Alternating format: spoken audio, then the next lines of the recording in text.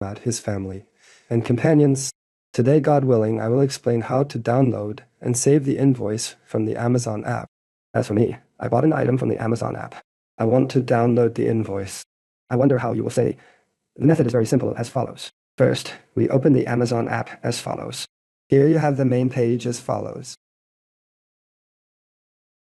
At the bottom left, there is an icon like the profile or personal file. We click on it. After that, you have many options. One of the options is called Orders. Orders in English. We click on Orders.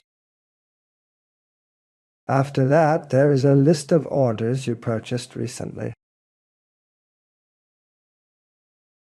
We choose the product for which we want to download the invoice. We select, for example, this invoice. To download the invoice, we select this product. Here you can see the details of this product. Scroll down in the app. You will see an option called Order Info.